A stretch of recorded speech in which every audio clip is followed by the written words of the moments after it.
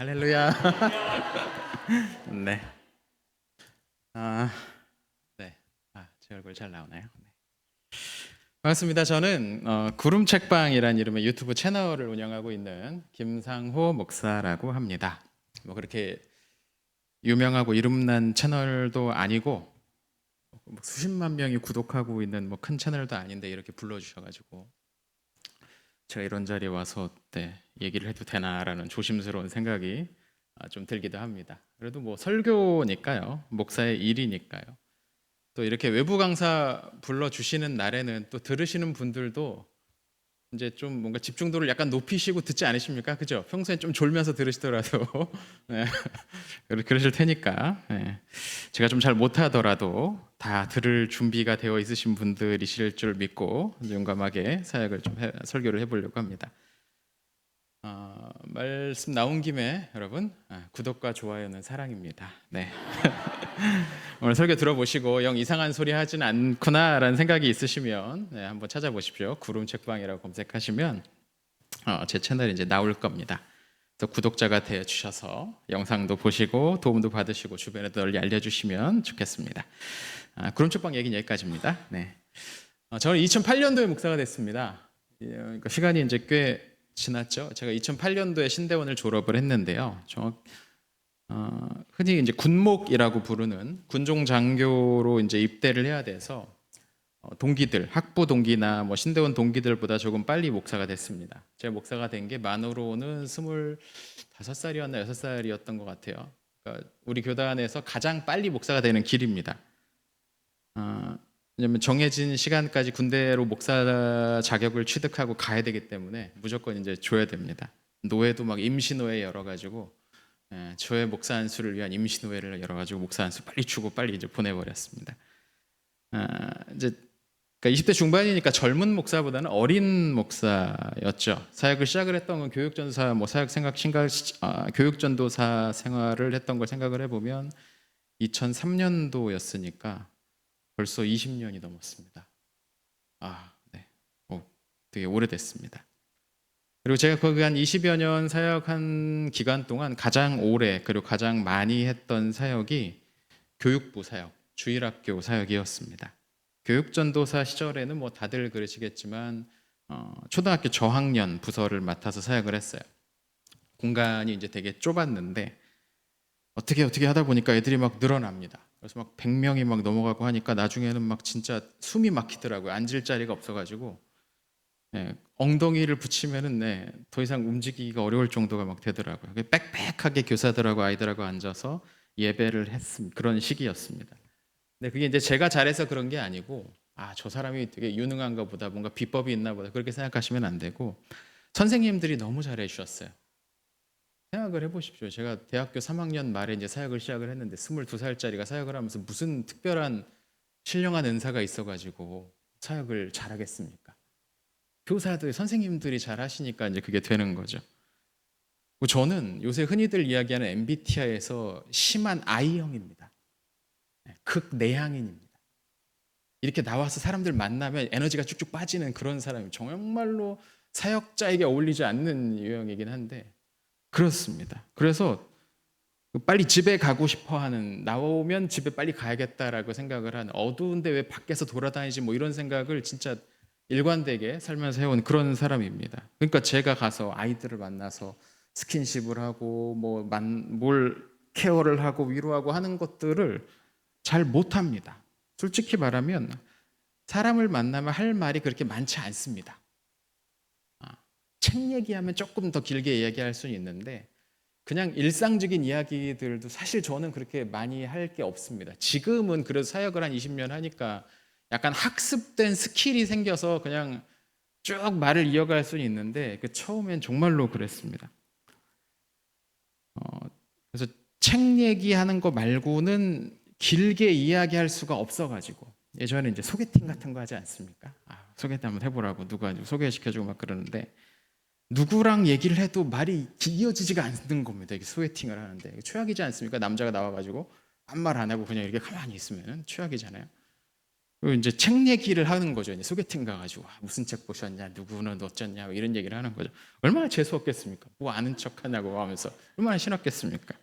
예. 근데 누구와 이야기해도 30분 이상 이야기하면 자연스럽게 책 이야기로 넘어가고 뭐 그랬습니다. 이제 지금은 나이를 먹어서 조금 눈치가 생겼는데 어렸을 땐 눈치도 없어가지고 그냥 혼자서 막 재밌다고 막 책 얘기하니까 누구한테 전해 들었어요. 나중에 뒤로 전해 들었어요. 저 전사님하고 얘기하면 맨날 책 보란 얘기밖에 안 한다. 맨날 그런 얘기 한다고 그래서. 자, 아무튼 저는 그래서 이제 제가 잘하는 전도사인가, 제가 잘하는 사역자인가 이런 고민들을 늘 해왔습니다. 왜 100명이 넘어가는 아이들이 매주 이렇게 예배를 하겠다고 나와서 앉아 있는데 내가 이 아이들을 맡아서 어떻게 사역을 할 수 있을까라는 고민을 하면서 난 내가 뭘 할 수 있을까라는 생각이 들었어요. 근데 선생님들이 하시더라고요. 예, 전도사가 잘 못하니까 선생님들이 열심히 하시더라고요. 진짜 열심히 하시더라고요. 저는 솔직히 이야기하면 그렇지만 아이들 신방 거의 못했습니다. 예. 근데 선생님들이 다 하시더라고요. 찾아다니시고 막 그중에 특별히 열심히 있는 선생님이 한 분 계시길래 선생님은 반을 맡지 마시고 저를 대신해서 전체를 케어하십시오. 맡겨드리니까 이분이 이제 전후 좌우로 막 돌아다니면서 사역을 하시고 뭔 일 있으면 어떻게 처리를 할까 하시고 이 교사분들이 정말로 열심히 맡아서 사역을 하셨습니다. 교사가 8이고 사역자는 2 정도 아니었나라는 생각이 들었어요. 그리고 이제 교육전사 사역을 끝내고 군목으로 이제 사역을 하고 3년 동안 군에서 이제 우리 병사들하고 같이 살고 다시 이제 전역해서 맡은 부서도 교육부서였습니다. 몇 개의 교회들을 거치면서 제가 내내 맡았던 게 주일학교나 뭐 교육위원회나 교육부, 그러니까 교회 교육과 관련된 사역들만 이제 꾸준하게 해왔습니다. 저의 20년 사역이 이제 그랬습니다. 그 기간 동안 참 많은 것들을 고민을 하고 계획도 해보고 벽에도 부딪혀봤습니다. 반대를 마주하거나 이게 여기가 나의 한계인가 보다라는 생각도 할 때도 있었습니다. 별의별 아이디어를 다 만들어가지고 교회에서 한번 해보자. 성공한 것도 있고 실패한 것도 있습니다. 그래서 교회 교육하면은 정말 머릿속에 되게 많은 것들이 떠오릅니다. 너무 오랫동안 생각해 왔던 것들이고 고민하고 어떻게 하면 교회 교육을 좀 더 잘할 수 있을까? 어떻게 하면 이 교회 교육을 좀 살릴 수 있을까? 이런 고민들을 너무 많이 해왔기 때문입니다. 22살 때 처음으로 교육전도사 사역을 시작을 했는데 딱 1년 해보니까 이제 23살이 됐어요. 교사들이 정말로 중요하구나. 그럼 어떻게 하면 이 중요한 교사들 이걸 어떻게 내가 할 게 뭐가 있을까라는 생각을 했습니다. 그리고 그때 제가 떠올린 게 교사 교육을 해야겠다. 23살짜리 교육전사가 이제 대학교 4학년인데 교사 교육을 해야겠다. 교사들이 아무것도 가르쳐주지 않으면서 뭔가를 가르치라고 요구를 하고 있구나. 교회가. 라는 생각이 들었습니다. 우리 개성교회는 어떻게 하고 계시는지 모르겠는데 이제 연말이 되면 교육부서들마다 빠지려는 교사들 바짓가랑이 1년 우리 더 해보자 막 애쓰고 또 막 고등학교 졸업한 친구들 데려다가 우리 교사 같이 한번 해보지 않을래? 막 가서 이렇게 끌고 오고 끌고 왔다 이거죠. 그럼 이제 뭘 가르치느냐는 거죠. 이분들이 뭘 가르칠 수 있는지 무엇을 가르쳐야 되는지는 알려주고서 가르쳐야 되는 거 하라고 맡겨야 되는 거잖아요. 그래서 제가 그때 딱 이제 떠올린 게 사실 뭐 신학대학원에 들어가지도 아직 않았을 때였죠. 4학년 때였으니까 신대원에 들어가지도 않았을 때였으니까 뭘 가르쳐야 할까 하다가 역시나 성경을 가르쳐야지. 그래서 교재를 직접 만들기 시작했습니다. 마땅히 가르칠 게 없더라고요. 그때 한 20년 전쯤에. 우선은 구약 성경의 가장 중심이 되는 기간인 왕정 시대를 뼈대로 잡고 점차 앞뒤로 확장시켜 가야겠다. 왜냐하면 구약 성경의 한 3분의 2 정도가 왕정 시기의 이야기입니다. 열왕기 역대기만 있는 게 아니고 선지서들의 대부분도 이 시기에 들어가니까요. 또 뭐 시가서들도 다 여기에 이제 들어가지 않습니까? 그러니까 구약의 왕정 시기, 조금 더 나가면 포로 시기, 이 시기를 모르면 구약은 그냥 모르는 겁니다. 근데 우리는 구약에 대해서 창세기, 출애굽기는 잘 아는데 그 뒤로는 잘 모릅니다. 그러니까 구약의 대부분이 뻥 뚫려 있는 거죠. 가르치기도 어렵습니다. 가르치지도 못합니다. 모르니까. 그리고 겁이 납니다. 뭔 이름이 그렇게 잔뜩 나오니까. 근데 저는 그 역사를 되게 좋아했거든요. 학교 다닐 때도 제일 좋아하던 과목이 역사였고, 성경을 제가 처음 앉아서 읽기 시작한 것도 역사 쪽 읽으면서 참 좋다, 재밌다라는 생각을 하면서 결국 교회까지 나왔습니다. 뭐 이야기는 이제 우리 유튜브 채널에 보면 있는데요. 예. 저희 부모님은 제가 목사 되기 전까지 신앙생활을 하지 않으신 분이었거든요. 제가 그래서 어느 날 집에 앉아서 중학교 3학년 때였는데 집에 있는 책을 다 읽은 겁니다. 그래서 뭐 읽을 책이 더 있을까 하다가 눈에 띈 게 초등학교 때 잠깐 여름 성경학교라고 한 1, 2년 교회 갔다가 교회 선생님이 제 여동생한테 준 본인이 보시던 성경을 줬어요, 보라고. 물론 동생은 안 봤지만 그 성경이 집에 꽂혀 있는 걸 보고 집에 있는 책 다 읽었는데 저거라도 한번 읽어보자 해가지고 이제 성경책을 펴서 읽기 시작했습니다. 교회 안 가고 있을 때였는데 역사서 좀 어딘가를 읽다가 내가 교회를 가야겠구나라는 생각이 들어서 이제 교회를 나가기 시작한 거예요. 누가 저보고 오라고 하지 않았고 학교에 가서 내가 이번 주에 너희 교회에 갈 테니 준비해 놓거라 하고서 이제 그 교회에 이제 가기 시작을 했죠. 아무튼 이제 역사를 저는 되게 많이 좋아했습니다. 근데 선생님들은 관심이 없으시더라고요. 학교 다닐 때부터 역사를 좀 어려워하시고 관심도 없고 교재도 없고 그래서 이제 제가 직접 만든 거죠. 그리고 그 만들었던 교재의 내용이 제가 유튜브에서 처음으로 이제 만들기 시작한 두한국 연대기라는 시리즈 콘텐츠가 됩니다. 재밌죠? 근데 많이들 뭐 교사들 교육이나 뭐 교회에서 교육 많이 해보셨겠지만 교사 교육하는 게 굉장히 어렵습니다. 교사분들이 지금 어디 쪽에 주로 앉아 계시나요? 제가 어디랑 아이 컨택을 하면서 좀 진행을 하면 될까요? 교사분들 잠깐 손 한번 들어보실까요? 네. 교사 이쪽에. 네, 이쪽에. 교사 교육이 되게 어렵습니다. 교육을 안 받으려고 그래요. 이게 이제 제일 어려운 난관인 거죠.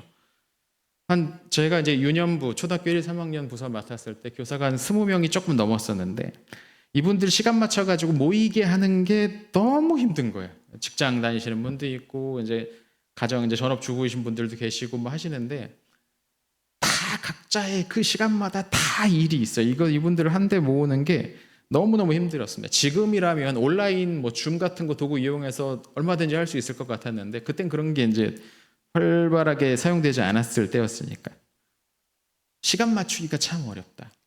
그리고 또 나는 교육을 받지 않으려는 어떤 소명을 받은 것처럼 행동하시는 분들이 계십니다. 특히 이제 그 권사님들. 저희 그 유년부에 저랑 아주 친하게 지내던 권사님이 계세요. 네, 되게 진짜 호리호리하신 권사님인데, 아유 전사님 뭐 그런 걸 자꾸 나한테도 가르치려고 그래. 그냥 하지 마. 막 이러시면서 난 됐어 이제 얼마나 한다고 막 이러시는 분들 계세요. 제일 웃으면서 그렇게 말씀하시는 게 제일 어렵습니다. 그래도 권사님 배우셔야죠. 아유 진짜 하면서 막 안아드리고 제발 같이 하시죠 막 해도 아유 나는 됐어 하면서 이렇게 안 하시는 분들 이게 참 어렵죠. 이게 20살 조금 넘은 이제 전도사가 이 권사님들을 설득하는 건 너무너무 어렵습니다. 그리고 전 그가 아이니까. 결국에는 이제 신입 교사를 그러면 먼저 하자. 그리고 기존 교사들은 보수 교육을 하자. 이렇게 나눠서 이제 진행을 했습니다. 신입 교사들은 대부분 그 고등부 졸업하고서 고등학교 졸업하고서 막 청년부 올라온 친구들이 많잖아요. 그러니까 특히 이 친구들은 가르치기만 하면 안 됩니다. 가르침과 함께 먹여야 됩니다. 많이 먹여야 됩니다. 5만 원을 먹이면 한과 교육이 된다. 뭐 요즘 정도로 생각을 하면 됩니다. 계속 먹여야 돼요.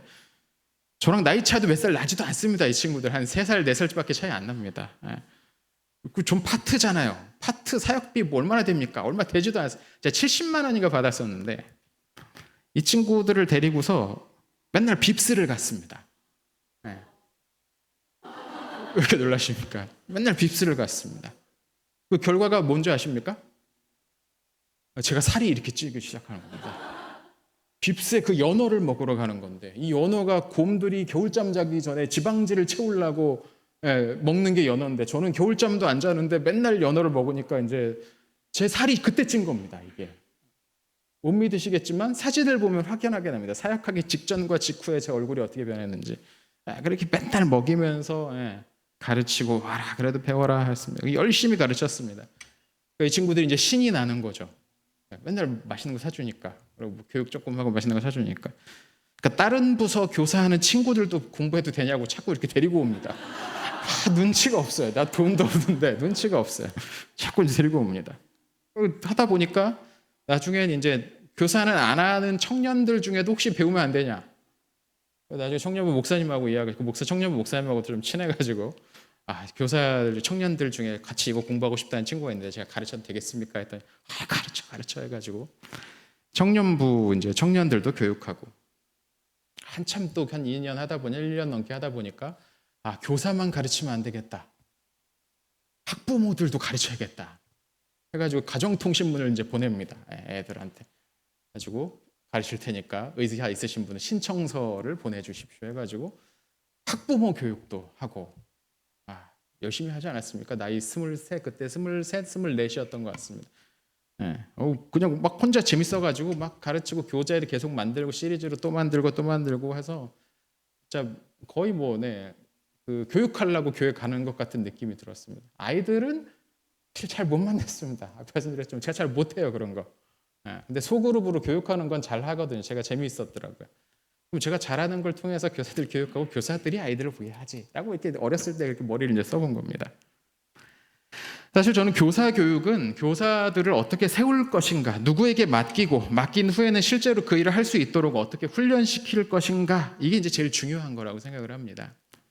오늘 헌신 예배에 참여하셔서 헌신의 마음을 되새기는 여러분들의 역할이 참 중요한 것 같습니다. 교회 교육은 교사들 하기에 나름인 것 같습니다. 거의 교사들에게 달린 것 같아요. 그러니까 여러분들이 너무너무 중요하다는 겁니다. 또한 학부모님들의 역할도 굉장히 중요한데 오늘은 교사 양육부 헌신 예배에 베드로 갈렙 전도회, 죄송합니다. 제가 오늘 들었습니다. 베드로 갈렙을. 아무튼 같이 들으시면 좋을 내용입니다. 합니다. 그래서 오늘은 교사 헌신 예배니까 학부모 교육은 크게 이제 다루지는 않고 교사들 쪽에 조금 집중해서 말씀드립니다. 다시 한번 말씀드리지만 여러분은 교회 미래를 손에 들고 있는 핵심적인 부서 역할입니다. 교회에서도 교육부서에 예산을 빵빵 몰아주시기를 축원합니다. 그럼 여러분들에게 그럼 오늘은 어떤 말씀을 전해야 될까를 고민을 오래 했습니다. 몇 개월 전에 제가 연락을 받았는데 그걸 계속 고민을 했습니다. 어떤 내용이 좋을까? 사실 제가 오늘 이 교회 처음 와서 이 교회 시스템이 어떤지도 모르고 어떤 내용을 가르치고 계시고 어떤 장기 계획, 단기 계획, 단기 목표를 갖고 계시고 그걸 위해서 어떻게 어느 정도 수준으로 어느 정도 단계까지 진행되고 있는지를 제가 모르잖아요. 여기 와가지고 제가 이런 걸 해보십시오, 저런 걸 해보십시오라고 이야기하는 건 이건 약간 주제 넘는 일인 것 같습니다. 큰 의미도 없죠. 그런 거는 어떤 표준적인 모델이 따로 있는 게 아닙니다. 모든 교회에 적용될 수 있는 표준 모델이 있는 게 아니기 때문에 어느 교회에서 효과 좋았다라 하는 걸 가지고 온다고 해서 꼭 같은 효과가 나는 건 아니죠. 제가 한때 구상했던 사역 또는 사업이 그런 거였어요. 어느 교회 가서 한 2, 3개월 동안 예배를 비롯한 전반적인 시스템을 좀 보고서 보완하거나 새롭게 도입하면 좋을 것 같은 걸 제안하는 컨설팅, 교회 교육 컨설팅 사업 될 것 같습니까? 우리가 이제 안에서 하는 이야기는 잘 안 듣는데 왠지 좀 밖에서 무슨 연구소에서 와가지고 우리 한다 그런 거 좀 이제 약간 귀 기울여 듣는 경향이 있어서 그런 사역을 해볼까 잠깐 고민도 했었습니다. 근데 꼭 외부 컨설팅이 아니라도 교회 내부에서 그런 일을 하는 사역 팀이 있으면 참 좋겠다라는 생각이 들어요. 뭔가 매주 맡아서 하는 일 말고 교회 전반을 돌아보면서 필요한 걸 서포팅하고 도와줄 수 있는, 도움이 되는 걸 만들어낼 수 있는 그런 사역팀이 있으면 좋지 않을까라는 생각이 좀 살짝 들긴 했습니다. 그래서 교육부 목사, 교육부 총괄 목사, 디렉터 뭐라고 부르든 그런 사람은 뭔가 부서 맡아서 사역하는 것도 좋은데 한 부서 맡는 게 전체를 매주 이제 들어가는 거죠. 예배에 매주 들어가서 한번 거기에 필요한 게 뭔지를 맨날 보는 거죠. 그리고 거기에서 요구하는 게 뭔지를 듣고 어떻게 그걸 만들어 볼 수 있을까? 이거는 교육부장님이 좀 아까 어디 계시네. 교육부장님들이 이런 것 좀 하셔도 좋고요. 부서마다 들어가서 얘기를 듣고 오는 거죠. 필요한 것들을 발견하고 오는 거죠. 그래서 좀 교회에 도움이 될 수 있는 그런 걸 만들어 보는 거 좋을 것 같습니다. 아무튼 다시 돌아와서 저 오늘 이제 한 3, 40분 설교하는 짧은 시간 가운데 어떤 방법론보다는 누군가를 가르치는 여러분들이 좀 꼭 간직하고 기억하셨으면 좋겠다 싶은 말씀을 하나 준비했습니다. 오늘 말씀 나눌 것은 아까도 이제 읽어주셨는데 시편 23편이죠. 시편 23편 너무나 유명해서 다들 아실 겁니다. 많은 노래로도 만들어졌고요. 전절을 다 외우고 계시는 분들도 여기 한 절반 정도는 다 외우고 계실 줄로 믿습니다. 저도 이 시편 23편 이 노래를 참 좋아합니다. 여호와는 나의 목자시니 내게 부족함이 없으리로다. 이제 이 첫 구절부터 우리의 마음을 하나님께로 쭉 이끌고 가는 듯한 그런 느낌이 드는 그런 시입니다. 하나님이 우리의 목자이시니 그분이 우리의 필요를 채워주십니다. 우리에게 정말로 필요한 것이 있다면 우리의 목자이신 우리의 아버지이신 그분이 채워주시지 않을 리 없다는 확신의 고백이 바로 시편 28편의 첫 구절입니다. 우리의 삶 가운데 참 많은 결핍들이 있습니다. 좋은 가정에서 태어나서 무난한 학창시절 보내고 적지 않은 사회생활 하면서 나름 안정된 삶을 살아왔다고 생각하시는 분들도 가만히 그 내면을 보면 지나온 삶을 생각해 보면 이런저런 상처들이 보이고 결핍들이 보입니다. 외부인들은 모르는 것들도 있습니다. 나만 알고 있는 상처와 나만 알고 있는 결핍들이 있습니다. 그걸 모르고서 이제 그 사람을 보면 저 사람은 왜 그럴까 싶은데 알고 보면 다 이유가 있는 거죠.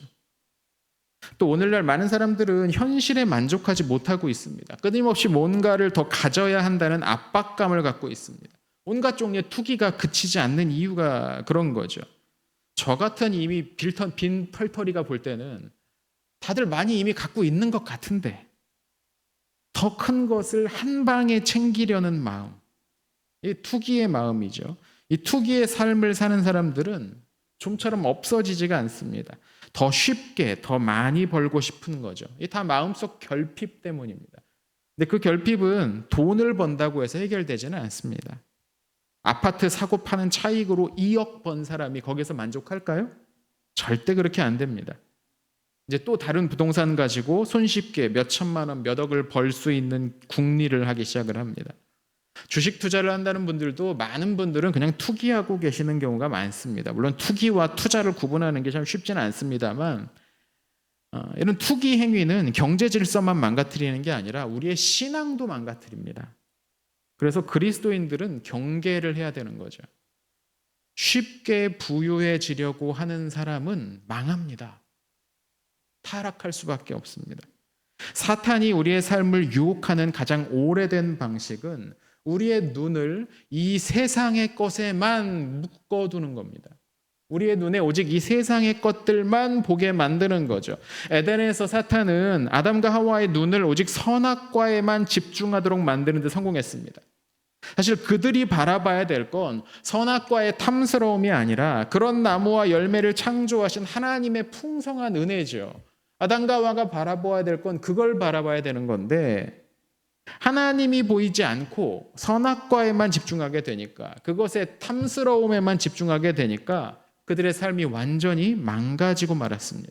오늘날도 마찬가지인 거죠. 많은 현대인들이 안고 있는 이 결핍이라는 질병의 원인은 이 땅의 것으로 채워지지가 않습니다. 무슨 많은 돈을 벌고 무슨 높은 자리에 오르더라도 대통령이 되더라도 돈에 대한 욕심을 버리지 못하면 끊임없이 자기 안에 있는 그 빈자리를 채우기 위해서 주변의 것들을 빨아들이게 되죠. 당연히 이 과정에서 무리를 하게 되고 억지를 쓰게 됩니다. 근데 그 자리는 돈이나 권력으로 채워지지가 않아요. 심지어 다른 사람으로도 채워지지가 않습니다. 매주 수십 명을 만난다고 해서 그 마음의 공허함이 빈자리가 채워지지 않는다는 겁니다.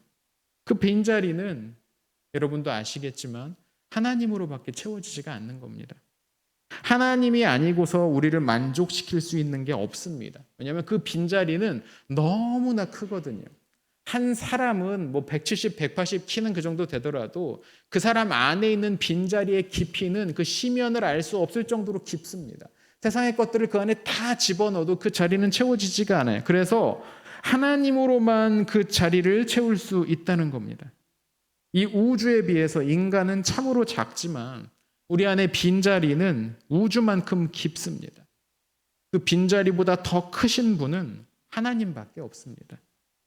시편 23편 1절은 바로 이런 통찰을 담고 있습니다. 여호와는 나의 목자시니 내가 부족함이 없으리로다. 다른 말로 하면 이 구절은 이렇게도 말할 수 있을 것 같습니다. 오직 여호와만이 나의 부족함을 채우실 수 있는 분이십니다. 동의하십니까? 아멘. 여러분, 시편 23편에는 표제어가 하나 붙어 있습니다. 표제어가 뭐라고 붙어 있는지 아십니까? 짧게 붙어 있죠. 5글자인데요. 4글자네요. 다윗의 시라는 말이 붙어 있습니다. 다윗의 시. 히브리어로는 미즈모르 레 다윗이라고 되어 있습니다. 근데 이 문구의 뜻이 굉장히 다양합니다. 미즈모르는 뭐 시라는 뜻이고, 레 다비드, 다비드는 다윗이니까 레라는 단어의 이제 핵심인데 전치사인데요. 영어의 for랑 비슷합니다. 그래서 상황에 따라서 그 의미가 굉장히 다양합니다. 그러니까 레 다윗 하면은 먼저는 무엇 무엇에 관한이란 뜻이 될 수 있습니다. 그럼 다윗에 관한 시라는 말이 되겠죠. 또 누구에 의한이란 뜻도 돼요. 그럼 다윗이 쓴 시라고 읽을 수도 있죠. 비슷하게 다윗을 떠올리면서 쓴 시라고 될 수도 있습니다. 사실 이 레라는 히브리어 전치사의 가장 기본적인 의미는 어딘가를 향하고 있다라는 뜻이에요. 다윗을 향한 시 또는 다윗에게 헌정된 시, 뭐 그렇게 볼 수도 있습니다. 어떤 의미를 취하든 이 시 20편, 23편은 다윗과 관련되어 있는 것 같습니다. 다윗이 직접 쓴 시일 수도 있고 다윗을 생각하면서 후대에 어떤 사람이 만든 것일 수도 있습니다. 또는 다윗의 노래라고 이렇게 전통적으로 이어져 오는 걸 정리한 그런 시일 수도 있어요. 그러니까 여기 써 있는 표제어는 여러 가지로 해석이 가능을 합니다. 그렇다면 이 시는 다윗의 어떤 시절과 관련되어 있을까요? 여러분, 다윗의 인생을 한번 쭉 펴놓고 한번 생각을 해보십시오. 여호와는 나의 목자시니 내가 부족함이 없으리로다. 이 목자라는 표현이 나오니까 또 2절을 보니까 그가 나를 푸른 초장에 누이시고 쉴만한 물가로 인도하신다라는 내용이 있는 걸 보면 아무래도 이 첫 2구절을 보면 이게 양을 치는 목자의 이미지를 떠올리게 하는 것 같습니다. 우리는 다윗이 한때 목자로서 일했다는 사실을 알고 있습니다. 사무엘에게 기름 부음을 받기 전에 다윗은 아버지 이새의 집에서 목자로 일하고 있었습니다. 당시에는 반농 반목, 그러니까 농사와 목축을 아울러 겸하는 것이 고대 팔레스타인 지역 가나안 땅에서 이스라엘 사람들이 사는 익숙한 편안한 모습이었습니다. 그러니까 자식들 중 몇 명은 이 목축에 종사하도록 하는 것도 흔한 풍경이었을 겁니다. 근데 우리는 이 목자의 삶에 대해서 좀 지나치게 낭만적인 그림을 그릴 때가 많이 있습니다. 뭐 이런 거죠. 푸른 풀밭에 한가롭게 풀을 뚫고 있는 양들, 저기서 막 하늘은 맑고 막 하늘 파랗고 푸른 초장에 양들이 막 그냥 양께서 이게 양들은 풀 뜯어 먹고 있고, 그거를 저쪽 나무 그늘 아래에서 누워가지고 이렇게 숨쉬려 이렇게 쳐다보다가 스르륵 잠에 드는 모습, 뭐 이런 이미지가 이제 떠오릅니다. 목자 하면은 평화로운 이미지. 근데 그런 그림을 가지고 이 시를 보면 이 시도 되게 목가적으로 보입니다. 뭔가 평화롭고 그래서 마음을 안정시켜주는 그런 장면으로 이 시가 보이곤 합니다. 근데 여러분, 목자가 그렇게 하는 일이 없이 그냥 자고 낮잠 자는 일이라면 왜 사람들이 돈을 주고 목자를 고용하겠습니까? 그렇지 않습니까? 필요 없는 자리에 누가 돈을 주고 사람을 세우겠습니까? 좀 이상한 일이죠. 근데 실은 이 목자의 일은 낮 시간보다는 밤 시간이 더 중요합니다. 왜냐면 낮 시간에는 가축 무리를 주기적으로 몰아가지고 여기 풀 다 뜯기 전에 저쪽으로 옮기고 뭐 그것만 하면 됩니다. 뭐 그것도 쉽지 않은 일이긴 합니다만. 근데 밤 시간은 조금 더 위험한 일들이 있죠. 우선은 양떼를 노리는 야생 동물들의 공격을 막아내야 합니다. 다윗이 훗날 사울 앞에서 골리앗과 싸우겠다고 나가면서 했던 말이 있죠. 제가 양을 치면서 사자와 곰과 싸웠습니다. 사무엘상 17장 36절의 말씀인데, 우리는 소년 다윗이라는 이미지가 너무 깊게 박혀 있어가지고 다윗 하면은 뭔가 좀 키도 작고 여리여리하고 팔뚝도 얇고 막 그냥 목소리 예쁜 미소년 뭐 이런 걸 떠올립니다. 아이돌 같은 그런 느낌 떠올립니다. 근데 그런 소년이 사자랑 곰하고 싸울 수 있겠습니까? 여기서 뭐 다윗이 블러핑을 한 게 아니라면 진짜로 싸웠다는 걸 텐데, 야, 그 팔뚝 이렇게 얇아가지고 사자랑 곰하고 어떻게 싸웁니까? 아마 다윗은 건장한 체격을 가진 청년이었을 겁니다. 그렇다고 뭐 보디빌더처럼 우락부락한 근육을 가졌다는 건 아니고 최소한 맹수와 맞서 싸울 수 있을 정도의 피지컬을 지니고 있는 그런 청년이었을 겁니다. 다만 이제 사울의 갑옷이 다윗에게 맞지 않았던 건 사울이 너무 커서 그렇죠.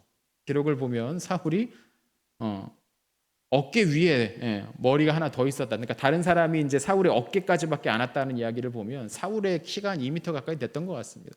그렇게 큰 사람 옷을 입으니까 보통 사람은 이게 좀 커 보였던 거지. 다윗이 그렇다고 아주 무슨 호리호리한 그런 친구는 아니었을 거라는 겁니다. 맹수와 싸우는 사람들, 이게 목자였습니다. 또 밤 시간은 가축을 훔치려고 틈을 보는 도둑들의 시간이었습니다. 이걸 이제 막기 위해서 번갈아서 아마 번을 서서 보초를 서야 됐을 겁니다. 그래서 이 목자라는 일은 혼자서 할 수는 없는 일이었습니다. 왜냐하면 번갈아 가면서 이제 깨어서 불침번을 서야 되니까요. 이 도둑들의 수가 많아지고 조직을 갖게 되면 강도떼가 되는 거죠. 그러니까 목자는 밤이 훨씬 더 바쁜 사람들이었어요. 맨날 매일 밤 이런 일들이 일어나지는 않더라도 경계를 늦출 수는 없는 겁니다. 비유하자면 휴전선을 지키는 전방 초소에서 근무하는 병사들 같은 느낌인 겁니다. 목자들이 낮 시간에 졸고 있었던 건 다 이유가 있는 거죠. 밤에 일해야 되니까. 자, 이런 이미지를 갖고 다시 시편 23편을 보면 조금은 다르게 보이기도 합니다. 목자의 일은 그렇게 평안하지만 않습니다. 평화롭기만 한 건 아닙니다. 느슨하기만 한 것도 아니고 편하지도 않습니다. 사실 세상에 어떤 일이 편하게 돈 받는 일이 세상에 어디 있습니까? 우리 아빠가 회장님 아닌 이상은 세상 일은 다 힘들죠. 괴롭죠. 고생 끝에 돈을 겨우 받아내는 거 아닙니까? 목자의 일도 그랬다는 거죠. 치열한 일이었습니다. 고생스러운 일이었어요. 위험한 일이기도 했습니다. 실제로 23편 4절부터 보면 분위기가 확 달라지죠. 내가 사망의 음침한 골짜기로 다닐지라도. 사망의 음침한 골짜기로 다닌다. 이게 시적인 과장일 수도 있습니다. 근데 실제로 목자의 일이란 때로 목숨까지도 걸어야 하는 그런 일이라는 거죠. 4절 후반부에 언급되는 두 개의 물건이 있죠. 지팡이와 막대기. 지팡이와 막대기가 필요한 이유인 겁니다. 단어는 지팡이 막대기가 다른데 사실은 하나입니다. 같은 걸 이야기합니다. 목자들이 들고 다니는 기다란 장대입니다. 한 3m 이상 되는 기다란 장대입니다. 왜 들고 다니냐면 이 자체로는 무슨 살상력이 있는 건 아닌데 그래도 이거 하나 없으면 맨손으로 도둑들이나 맹수와 싸워야 되니까 이거 하나 있는 게 얼마나 필요했겠습니까? 이 모든 이제 배경적인 설명을 통해서 제가 말하려고 하는 건 이겁니다. 지금 이 시편 23편의 시인이 그리고 있는 세상은 아무 걱정 없는 평화로운 세상이 아니라는 겁니다. 하나님을 따라가니 아무 걱정이 없더라. 하나님을 잘 믿었더니 하는 일마다 잘 되더라. 그런 식의 간증을 하고 있는 게 아니라는 겁니다. 우리는 그런 이야기를 참 많이 듣지요. 하나님의 응답을 이끌어내는 특별한 기도의 요령이 있는 것처럼 우리가 방법만 잘 알고 행하면 얼마든지 하나님의 복을 누리며 살 수 있다고 말하는 사람들이 있습니다. 그러나 그건 성경에서 말하고 있는 세상은 아닌 것 같습니다. 우리가 사는 세상은 그리고 우리의 다음 세대들, 우리의 아이들이 살아갈 세상은 우리가 양육하며 성장시켜야 될 그분들이 살아가고 있는 세상은 그런 모습이 아닙니다. 하나님 잘 믿었더니 하는 일마다 다 잘만 되더라. 그렇지 않다고요. 시편 23편에서 그리고 있는 세상은 사망의 음침한 골짜기가 있는 세상입니다. 시편 23 속 세상은 얼마든지 해를 당할 수도 있는 세상입니다. 시편 23편이 그리고 있는 세상은 지팡이와 막대기를 들고 누군가 싸워야 되는 세상입니다. 그 세상에서 5절에서 보이는 것처럼 우리의 원수들도 있습니다. 거기에 그들은 우리를 괴롭히고 못살게 굴고 때로 아무 이유 없이도 우리가 베푼 호의를 악으로 갚기도 하죠. 세상은 그런 세상입니다. 시편 23편 속 세상도 그런 세상입니다. 우리의 삶의 현장도 그런 곳입니다. 여러분의 삶을 한번 되돌아보십시오. 내 인생은 정말 세상 어려운 거 하나 없이 잔잔하게만 여기까지 왔는지 여러분 그런 분 계십니까? 일단 저는 아니고 저는 아닙니다. 저는 뭐 진짜 아주 정말 별의별 일이 다 있었죠. 세상 어려운 것 하나도 없이 인생 참 쉽더라 그런 고백하시는 분 계십니까? 세상은 그런 곳이 아니라는 것 우리 다 잘 알고 있습니다. 이 세상은 죽을 둥 살둥 발버둥 쳐야 겨우 평범해 보이는 삶을 살 수 있는 그런 세상입니다. 어렸을 때는 몰랐는데 나이를 먹으니까 그 평범한 삶을 살려고 부모님들이 얼마나 고생을 하셨던 건지 겨우 조금 알 것 같습니다. 시편이 그려주는 세상은 우리가 실제로 살아가고 있는 그 세상과 다르지 않습니다. 이 시와 관련되어 있는 다윗의 삶을 생각해 봐도 그렇습니다. 젊은 시절 다윗은 나라의 왕인 사울의 집요한 추격을, 그냥 추격도 아니고 잡히면 죽을 수 있는 그런 불안의 밤을 셀 수 없이 보냈습니다. 오죽하면 다윗이 이스라엘의 원수인 적국인 블레셋 진영으로 몸을 피해야 했겠습니까? 근데 거기에서도 의심을 받아서 목숨을 건지기 위해 수염에 침을 질질 흘리면서 미친 척하며 겨우 빠져나와야 했기도 했습니다. 다윗의 가정은 또 얼마나 비참합니까? 아들들끼리 서로 죽이는 비참한 일이 벌어집니다. 가장 사랑하던 아들은 자기의 목에, 아버지인 다윗의 목에 칼을 겨누기도 했습니다. 생애 후반부에 저지른 큰 악한 일로 아이를 잃기도 했습니다. 다윗은 사망의 음침한 골짜기를 간신히 균형을 잡고 건너온 그런 삶을 살았다는 거죠.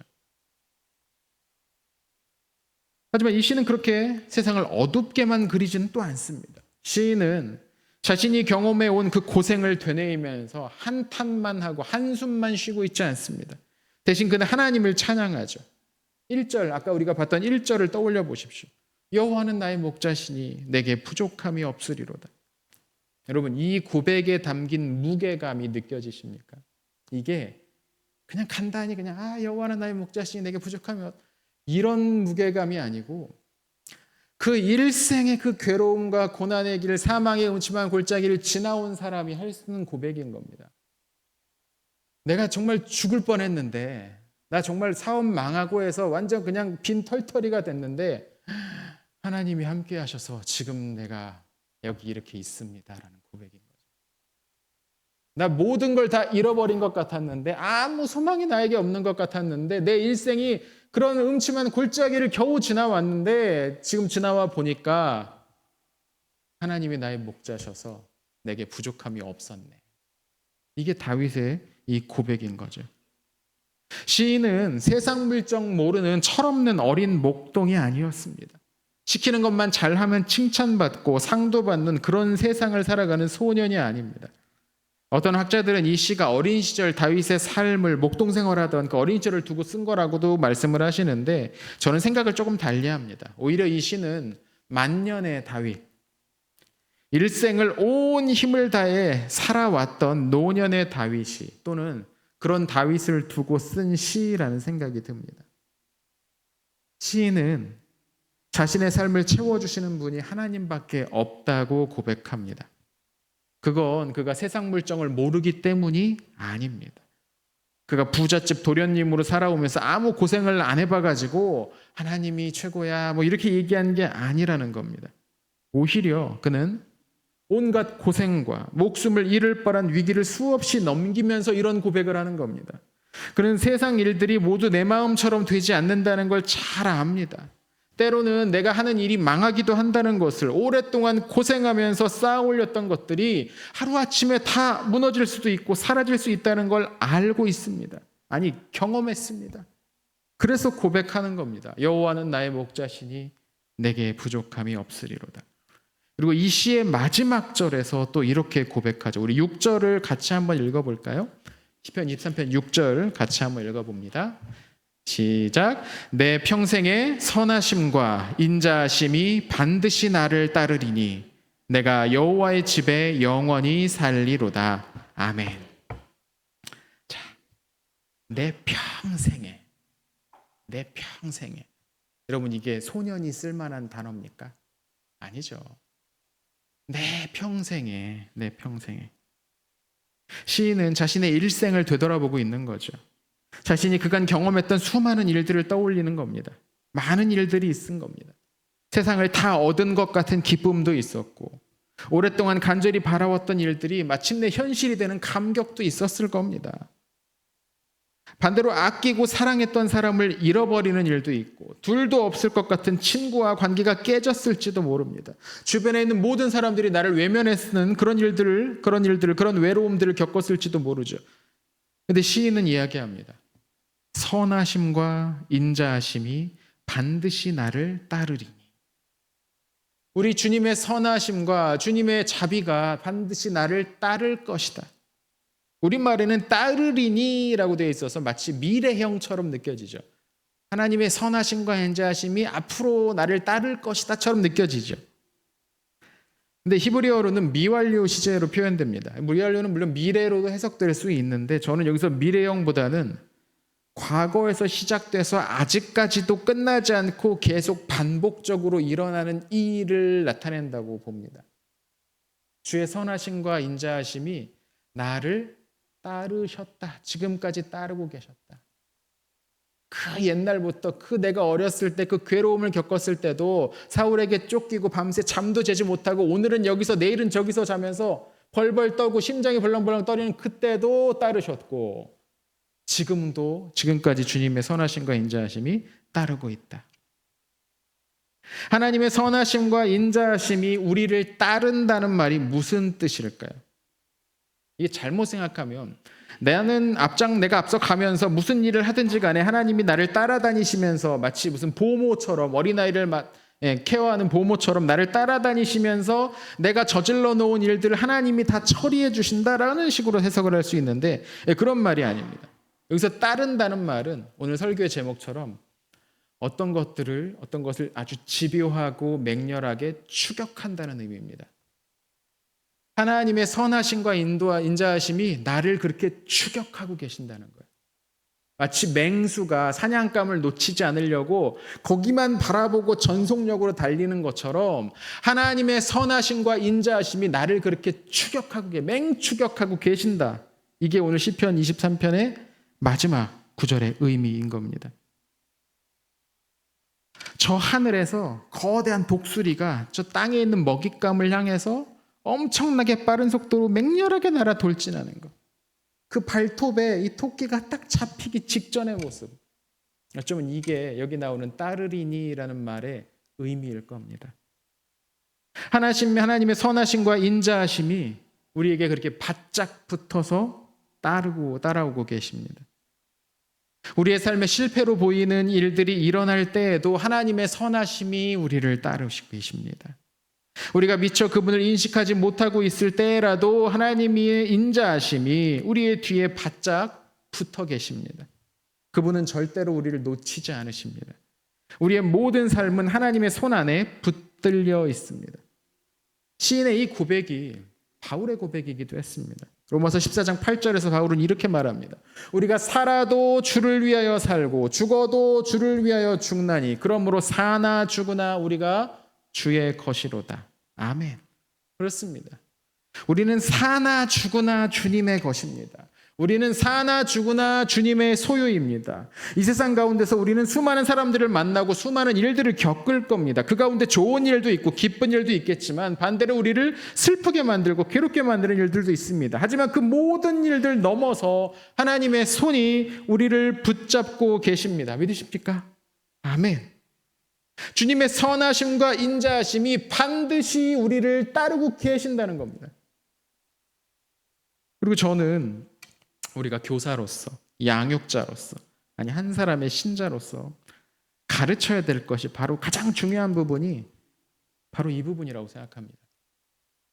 물론 우리가 가르쳐야 될 게 굉장히 많습니다. 예수 그리스도의 십자가도 가르치고 성령과의 동행도 가르쳐야죠. 교회가 무엇인지에 대해서도 가르쳐야 됩니다. 그런 것들 다 필요 없다는 말씀이 아닙니다. 근데 우리가 가르친 아이들이, 우리가 가르친 사람들이 생의 마지막 순간에 다윗의 이 고백과 같은 고백을 하지 못한다면, 주님의 선하심과 인자하심이 나의 평생에 나를 정말로 따르셨습니다라는 고백을 하지 못한다면 그들이 무슨 요리문답을 달달달 외우고 있다고 해서 그게 어떤 유익이 되겠습니까? 우리가 품고 사랑하고 있는 그들이 하나님과 동행하는 삶을 살기를 원하지 않으십니까, 여러분? 여러분이 가르치시고 있는 아이들이 자기의 고백으로 이 시편의 이 말씀과 같은 고백을 하기를 바라고 계시지 않으십니까? 그럼 어떻게 하면 우리가 가르칠 수 있을까요? 어떻게 하면 하나님의 선하심이, 주님의 인자하심이 늘 우리를 바짝 따르고 있다는 걸 알려줄 수 있을까요? 우리 너무나 빨리 방법론으로 넘어가곤 하는데요. 근데 이걸 가르치기 위해서 더 중요한 선제 조건이 하나가 있습니다. 여러분, 하나님을 사랑하십니까? 우리 선생님들, 하나님을 사랑하십니까? 하나님의 선하심과 인자하심이 여러분의 가장 가까운 곳에서 여러분의 일평생 여러분을 추격하며 따라오셨음을, 여러분과 함께 계셨음을 진심으로 고백하고 계십니까, 우리 선생님들? 여러분, 이게 먼저죠. 우리가 먼저 그분의 선하심과 인자하심을 맛보는 것이 먼저인 겁니다. 우리가 먼저 하나님의 동행하심을 날마다 민감하게 인식하고 그분을 전적으로 신뢰하는 것이 먼저입니다. 가르치는 건 사실 그 다음 문제일 수 있습니다. 솔직히 이야기하면 기술적으로 사람을 가르치는 것, 잘 가르치는 것도 그렇게 어렵지 않습니다. 기술적으로. 관건은 진리가 진리로 전달되느냐인 거죠. 진리는 말로만 전달되는 게 아닙니다. 진리는 삶으로 전달되는 겁니다. 아주 어린 아이들도 우리를 다 지켜보고 있습니다. 저 사람이 어떻게 사나? 저 사람이 어떤 말을 하고 어떤 생각을 품고 살고 있나? 제 교육전도사 하면서 맡았던 게 초등학교 1, 2, 3학년 아이들이라고 했잖아요. 깜짝깜짝 놀랄 때가 있습니다. 이 애들이 제가 하는 말을 그대로 따라해요. 8살짜리, 9살짜리 애가 전사님이 지난번 했던 이야기를 그대로 따라합니다. 다 지켜보고 있는 거죠. 저 앞에 전도사라는 저 사람 어떻게 사나? 무슨 말을 하나? 다 보고 있는 거죠. 사람의 말만이 아니라 어쩌면 그 사람의 삶에서 더 많은 걸 배우는 걸지도 모르겠습니다. 여러분, 하나님의 선하심과 인자하심이 정말로 여러분을 바짝 추격하고 계십니다. 여러분의 등 뒤에서 여러분을 지키고 계십니다. 주님은 절대로 여러분을 놓지 않으십니다. 개혁교회에서는 이걸 성도의 견인이라는 교리라고 설명을 합니다. 하나님은 우리를 절대로 놓지 않고 그분의 나라에 이를 때까지 단단히 붙들고 가십니다. 우리는 사나 죽으나 주님의 사랑에서 떨어지지 않습니다. 이것을 기억하면서 삶으로 살아낼 때 우리는 비로소 우리가 맡은 영혼들에게 가르칠 수 있는 거죠. 가르치는 일은 정말로 힘들고 어렵습니다. 저는 아직 결혼을 안 했는데 주변 놀라지 마시고요. 네. 주변에서 그런 말씀들을 많이 하시더라고요. 내 자식도 어떻게 안 되는데 어떻게 남의 자식을 내 마음대로 하겠느냐. 그런 것 같습니다. 그럼 교회에서 만나는 아이들이 내 뜻대로 안 되지 않습니까? 내 마음을 그렇게 몰라주나, 왜 이렇게 몰라주나. 물론 내가 잘 아는 것도 있긴 하지만 뭐 그런 생각들 많이 들긴 하시잖아요. 그렇죠. 참 힘들죠.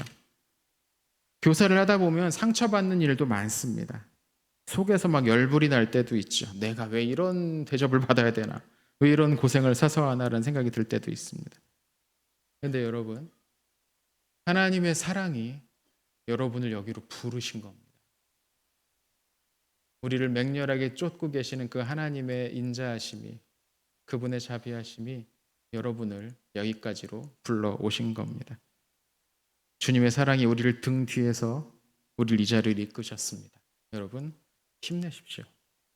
하늘의 상이 클 겁니다. 우리 찬양 한 곡 같이 한번 오늘 불렀으면 좋겠는데요. 하나님의 부르심